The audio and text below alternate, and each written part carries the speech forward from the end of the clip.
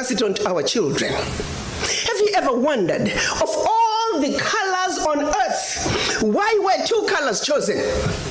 Black color and white color. Follow me on this one. You take a white color, you associate it with Jesus Christ. You associate it with the angels. You associate it with purity and everything wonderful and everything desirable. And then you take a race that's not even white and you say you are white. Yes. And then you take another color. You associate it with the devil. You associate it with everything undesirable. I've never seen a bank robber wearing a white mask.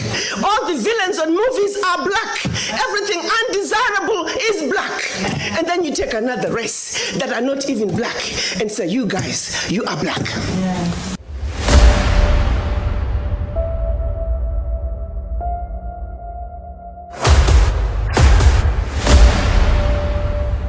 This is the journey to one Africa. I took office 2.5 years ago as a dumb, ignorant family physician coming from Murfreesboro, Tennessee. I had no idea what I was going to be doing in Washington. As a matter of fact, I actually felt kind of funny and silly, thinking me, a medical doctor, can be a diplomat. But be it as it may, singularly, the one thing, I came here, by the way, with no plans of staying. I was coming here, top 6 months. After 6 months, look at my husband, honey, I tried, it didn't work out. Look at the chairman of the African Union who had appointed me. Thank you, Madam Zuma, it was great, but I could not do it. But 5th month into this position, one issue that kept coming to me and became very apparent was the disrespect for the African. I knew it existed, I just didn't understand the depth and the profoundness of it. And not only that, as I began to understand it even deeper, I began to also understand its economic implications when it comes to how we are perceived on the world stage, how this simple fact of simply disrespecting the African had serious implications and is at the root cause of why Africa is not able to move forward. And as I went and tried to understand and dig further to say, what is it about us as black people around the globe? Why is it that we are so disrespected no matter where you go? And I often say, was there a memo sent out to say wherever you go, if you are not a black person, you see a black person, you're automatically superior to them and you have a right to disrespect them? This memo did not miss anybody. It went to non-black people, but here's the real shocker. It also went to us black people to say, accept that you are inferior. You automatically take an inferior position. And I'm going to have to tell you something that has become a realization that and this is where I am stuck as I try to understand, how did this message just go through and percolated so through? Now we are on automatic pilot. It's almost as if we had undergone a genetic mutation. We don't even have to be told. We pass it on to our children. Have you ever wondered, of all the colors on earth, why were two colors chosen? Black color and white color. Follow me on this one. You take a white color, you associate it with Jesus Christ. You associate it with the angels. You associate it with purity and everything wonderful and everything desirable. And then you take a race that's not even white and you say you are white. Yes. And then you take another color. You associate it with the devil. You associate it with everything undesirable. I've never seen a bank robber wearing a white mask. All the villains on movies are black. Everything undesirable is black. And then you take another race that are not even black and say, you guys, you are black. Yeah. Now go at it. Speak, my sister. As we black mothers are trying to raise our children in our own homes, as much as we try to tell them that you're black and you're beautiful, guess what? The minute they step outside the door, the messages are completely different. A barrage of subliminal messages telling our children that that which you represent is horrible. How do we fight against that? How do I tell my granddaughter that you're black and beautiful, but the world tells her otherwise? The voices echoing her blackness symbol of everything undesirable are much, much louder than even we black mothers, we come together, we can never drown those subliminal messages. They were all by design. Let me take you to the beginning. Certainly for Africa, your continent. Because as we gather here today, as we try to strategize, as we try to create those linkages between those Africans away from the continent and the Africans on the continent, we must understand, how did we get here? And for Africa, it starts with that monumental decision when the colonizers, came together in Berlin in 1884. And let me say, prior to 1884, they were coming to Africa in a haphazard way. They had started with slavery. And then when they felt like they needed the slaves to stay on the continent, they say, oh, we no longer believe in slave trade. Let's stop it. No. It was really just another way of saying the labor is needed on the continent. Let's keep the monkeys on the continent so we can continue to exploit them. So 1884, they met in Berlin to organize themselves so they can effectively loot from the monkeys. They did not meet in Berlin to see to it that Africa would prosper. No. Let me repeat. The colonizers met in order to see to it that your Africa, our Africa, and her children, not only on the continent, are forever defeated and dominated. That was 135 years ago. The manner in which they did it, they took out the map of Africa while the Africans were sleeping, minding their own business. Started to chop up your continent into the tiny little countries that we see today. The bigger and more powerful a kingdom was, the more countries that came out of it. Not only more countries, but these countries were given to different colonizers who spoke different languages. Let me bring it home for a second. Pretend you're driving from Zambia, you're speaking English. Pretty soon you are in Angola, you're speaking Portuguese. Then DRC, French. Equatorial Guinea, Spanish. Southern Cameroon, French. Southern Cameroon, English. Northern Cameroon, French. You are now in Nigeria, English. Hello. These were the same people.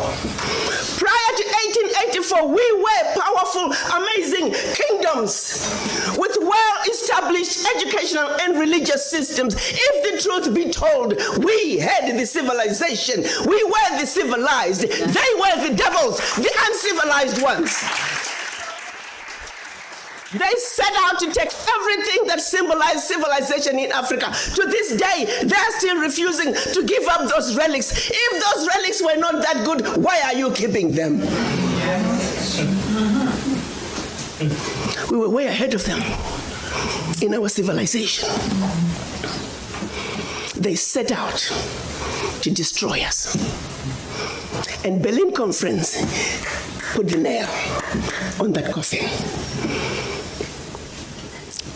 So they gave Djibouti the same sovereignty as the United States. They gave Burundi the same sovereignty as China. They gave Togo. You see, the EU realizes individual little countries, they can't survive on the world stage. So they come together as the European Union. Now picture this now.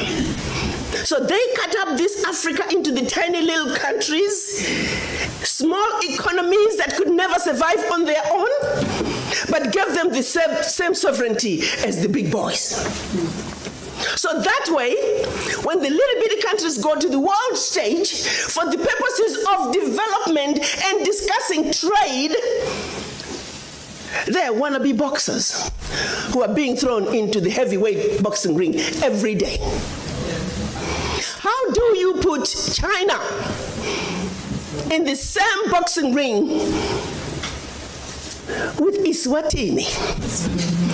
Eswatini has 1.2 million people. China has 1.4 billion people. and you put them on the same stage and say, go at it, negotiate. Are you with me? Yes. This is insanity of the highest order. How have we allowed this carnage to go on? When Eswatini is thrown in the same boxing ring with China and Eswatini collapses before Eswatini even gets on the stage, the world says, well, Eswatini, what's wrong with you? Why can't you take care of your people? Well, China came in and said, Eswatini, give me all your gold or else. And if Eswatini does not agree, they just go on next door to Lesotho and give Lesotho an extra $1. And if Lesotho doesn't take it, they just jump on to Togo, Central African Republic. It was all by design. 1884. They did something else in addition to chopping us up. They also set out to make the African believe that everything African was bad and undesirable, and everything Western, particularly French and British, was more desirable. We call that the legacy of colonization. Prior to that, they had started long working on the slaves. Make them think everything about them, forget anything about Africa. Where you come from is a horrible place, diseased and dying people, constantly at war with themselves, uncivilized. Cut out any communications with them. You need to just know what we tell you. And we call that the legacy of slavery. So that's where you look at where we are today. 135 years later, a system that was put in place to see to it that Africa and her children are forever defeated, that Africa is forever exploited, remains in place today, alive and well. And we sit here and we ask ourselves, why isn't Africa moving forward? Why does Africa continue to be taken advantage of? Well, I'll tell you why, very simply. Until Africa comes together as a continent speaking with one voice, one continent, one people, nothing, and I repeat, nothing is gonna change. As individual little African countries, we are wannabe boxers. We will never make it fighting against the heavyweights. We must speak with one voice. Yeah. And this is exactly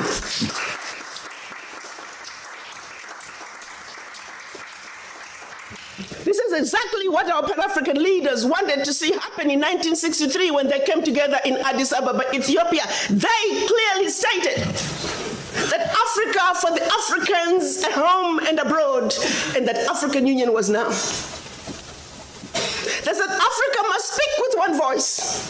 It is the only way for Africa to take its rightful place on the world stage. Sadly, when they went to Addis Ababa in 1963, they were divided. We had two factions, the Casablanca group and the Monrovia group.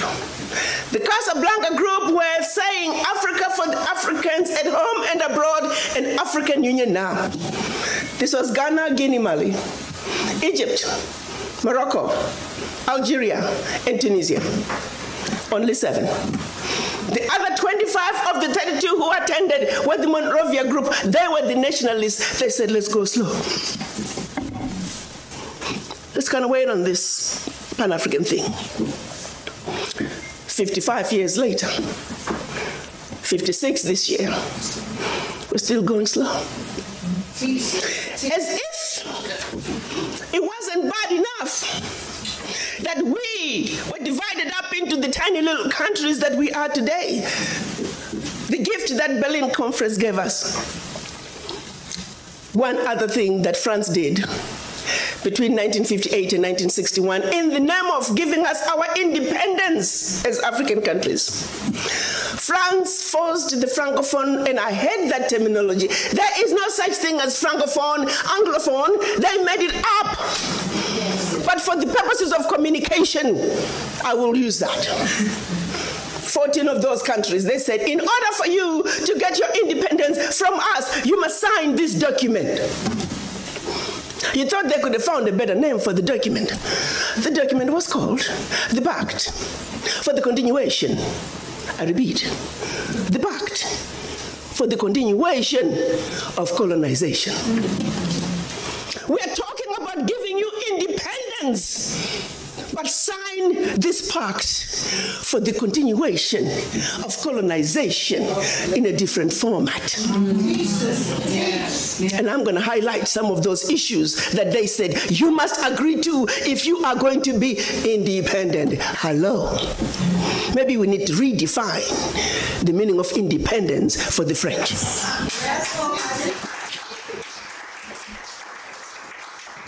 First, France said, you see, you monkeys, you don't know how to manage your money.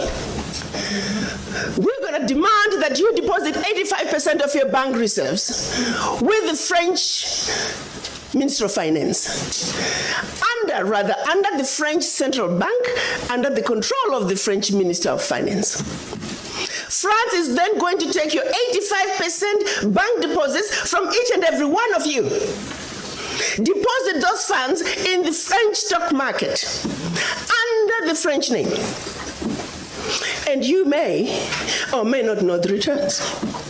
Today, as we speak, the latest figures are saying for every 14 billion that France invests in the stock market from Africa, they are realizing upwards of 300 billion in return.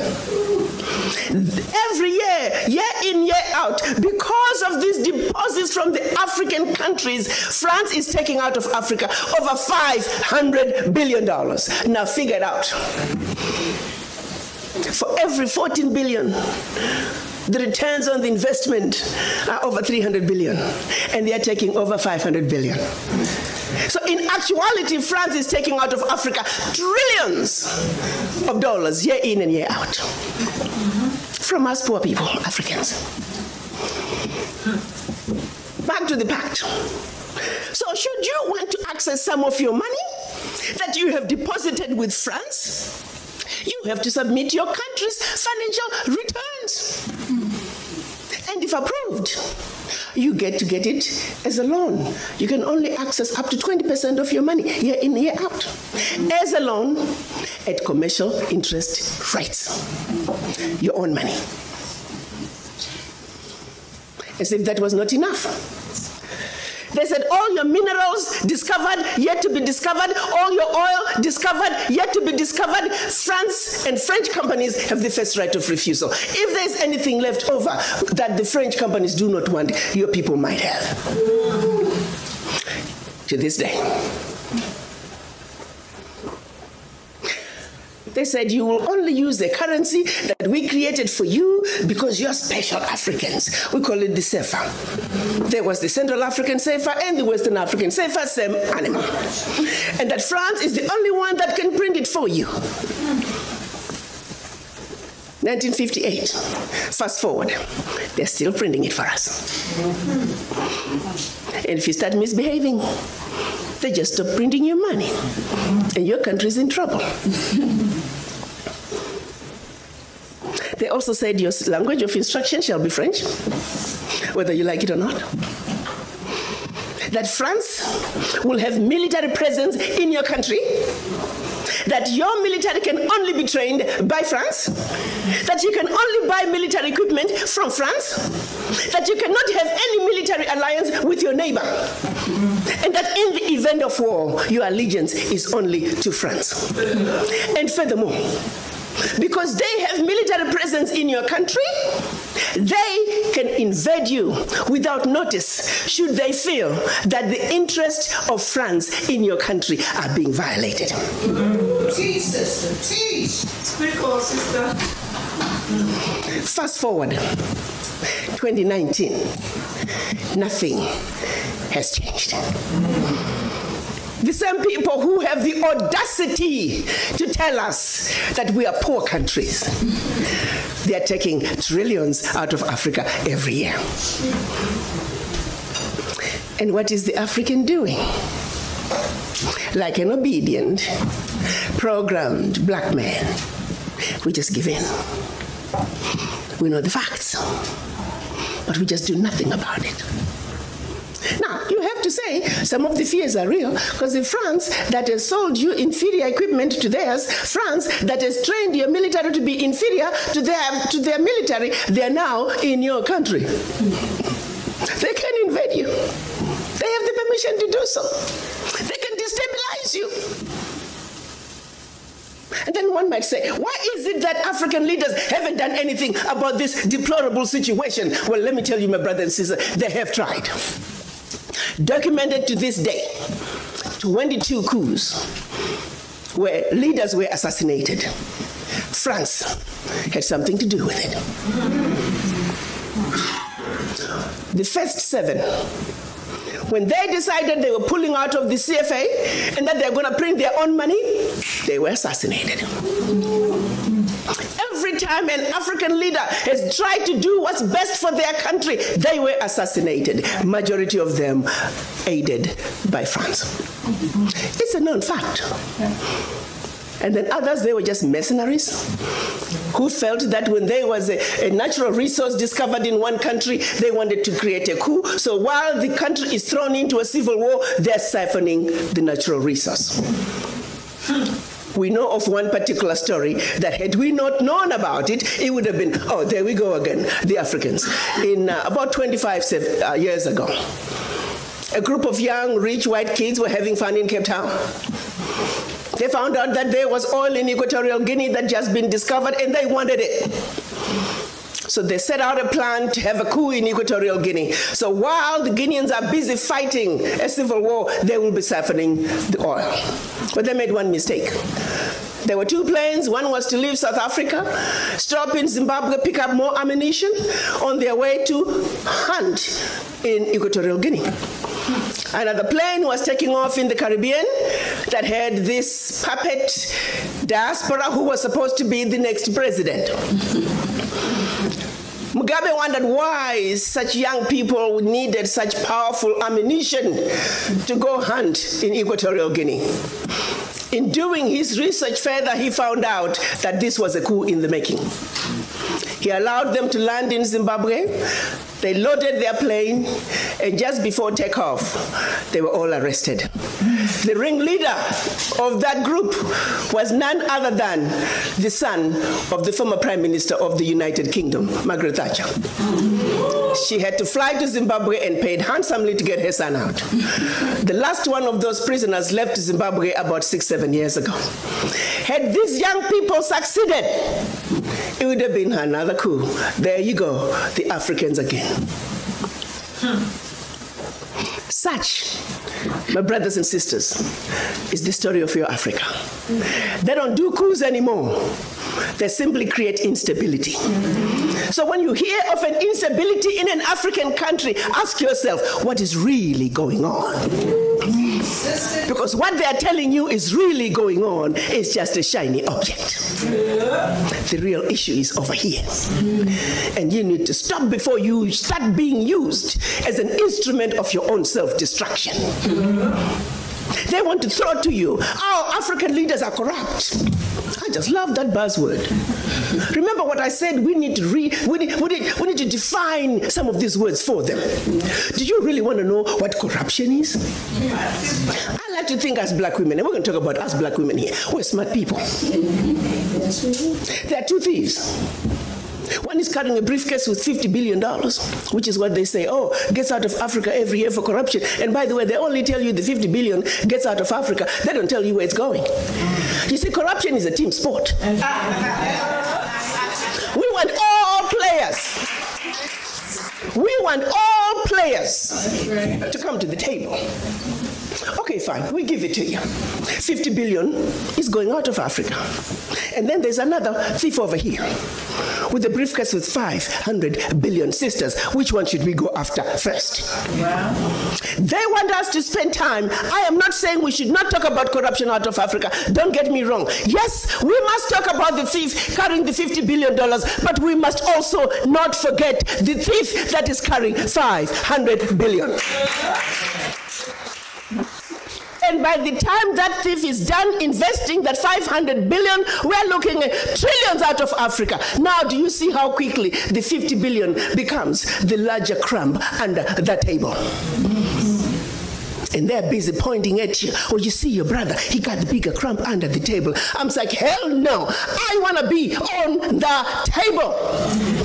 Don't get me stuck in the mud under the table when the real issues are on the table. We are not even on the table, my brothers and sisters, to tackle the issues that truly matter for our Africa. We must realize that. Let's refuse to fight over which brother got the bigger chunk under the table. That's right. We want to get on the table. That's right. And the only way for us to get on the table is to understand our circumstances, is to understand how we got here, to see our Africa with 2020 vision. So we, the beautiful, intelligent, sophisticated, highly adaptable, and totally indestructible Africans can do what we need to do to move our Africa from the doldrums where we were left by the Berlin Conference, from the losing lane that we were left in by the Berlin Conference, into the right lane, where we can truly look at our issues and address them as Africans for Africa. So all is not lost, my brothers and sisters. The wishes of our Pan-African fathers from 1963, March last year, the African leaders got together and signed a decision that is now putting us on the path to finish the unfinished business of the Berlin Conference. They signed what we are now calling the African Continental Free Trade Area, where Africa is now going to negotiate as a bloc, as one continent, one Africa, one heart, one soul, one mind. Yes, sir.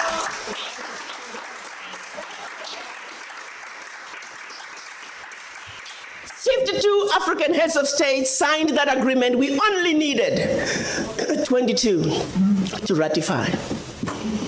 Exactly 13 months later, this is something that the colonizers were laughing at us. You Africans, you'll never put this through.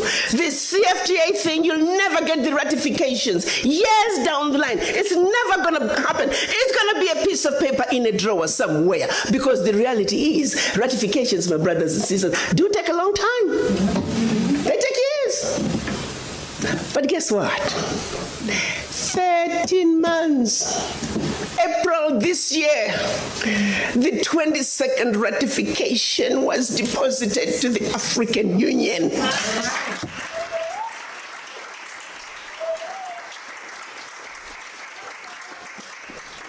We're now sitting on 23 and more are coming. Because you know what? The sleeping giant is rising. The sleeping giant has found her teeth, and you recognize, let me underscore, the sleeping giant has found her teeth. Yes. Her teeth. Yes. Game is over. When I speak to businesses in this country, my mandate is to see to it that Africa and the United States are the best partners the world has ever seen. America, the United States, and the Americas is the only region that has a heritage connection to Africa. And it is for that reason, in particular, that I'm on a mission to see to it that the marriage between Africa and the United States is the best marriage the world has ever seen. It is a marriage that's going to give birth not only to many children, but many beautiful children. I'm a woman on a mission. Yes. Yes. And that's why. That is why it is important that we begin to understand each other. That the misconceptions, the misunderstandings, the Africans don't understand the Americans, and the Americans don't understand the Africans. Our Caucasian brothers and sisters come to the negotiating table on a high horse. To them I say, get off your high horse. Yes. And we come to the negotiating table feeling automatically inferior. I also say to all of us, you are just as good as anybody else. Get off that underground. You need to rise up somewhere in the middle, We must rise up, they must come down. And somewhere in the middle is where we are going to have the truly desired, meaningful conversations that are going to take us where we need to be. And this is why we are here today. Thank you.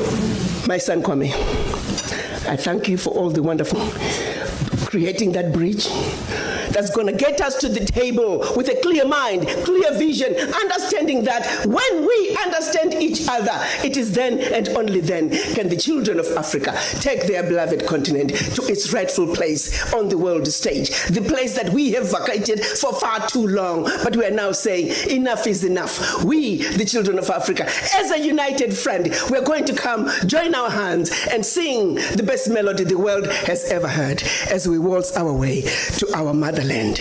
Not as 55 African countries, not as 1.27 billion brothers and sisters on the continent, not as over 400 million African diaspora around the globe, but children of one mother Africa.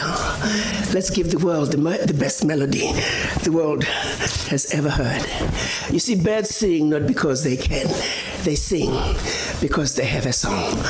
As children of one mother Africa, we do have a song. Let's join hands. Let's give that world that beautiful song as we waltz our way across the Atlantic back to the motherland. I thank you.